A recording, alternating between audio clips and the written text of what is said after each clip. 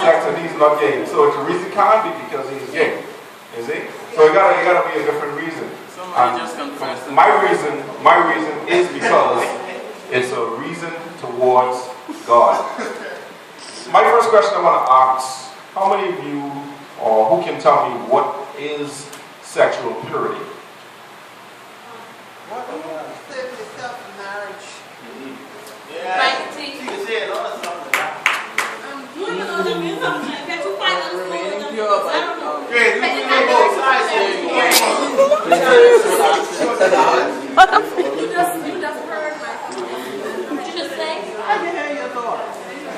Yes, definitely. That's what sexual purity is. Sexual purity is making that conscious decision to stay away from sex.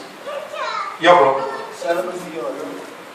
Yeah. Celibacy is different because that means you already had it before, but you stopped. Abstinence is different from celibacy. Abstinence could mean that you never did it before and you abstaining from it. Even though you may have already had sex, that doesn't mean that you cannot practice sexual purity. Yeah. Because sexual purity in its definition is abstaining from sex because you're not married.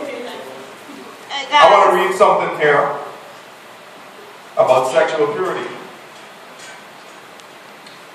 It says, when people think about what sexual purity is, they come up with ideas, rules, and regulations about things you can't do. What most people fail to realize is that sexual purity is not about what you cannot do, but instead, it's about what you choose to do.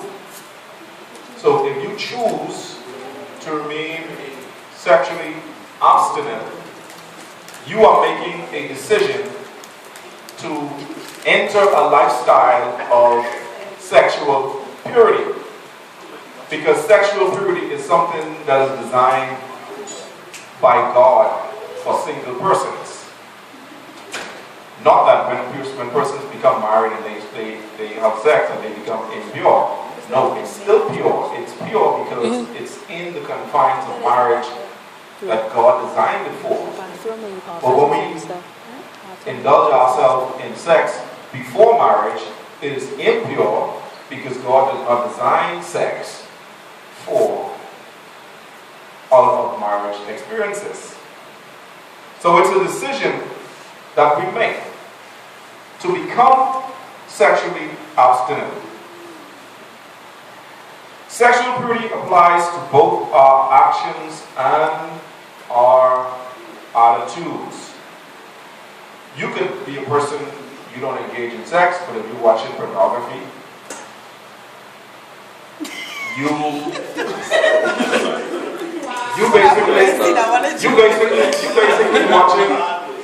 watching two people or whatever, three or however they want to do it, have sex. If you check principles of the scriptures, right? You look in Genesis. In Genesis, after Adam and Eve, they disobeyed God. They discovered that they were naked. That was after they ate of the forbidden fruit. But before that, they were naked, and it wasn't no big deal, because that's how God wanted it. God wanted human beings to be naked on the face of the earth. He didn't want us to put on no clothes. So go put on clothes if you're naked now. What?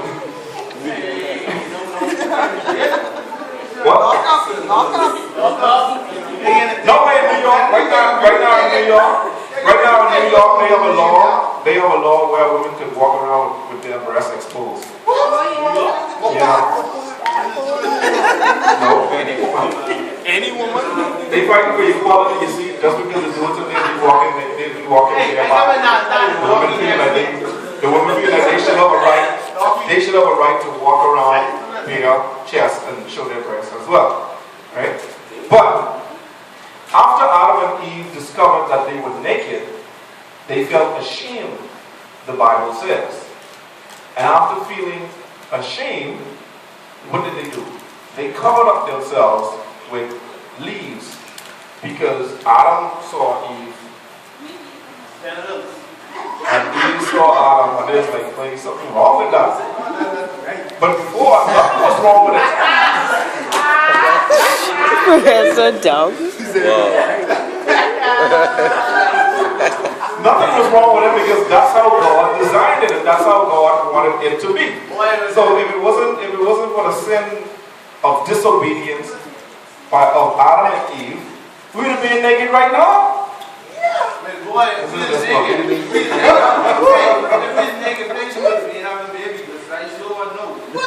don't think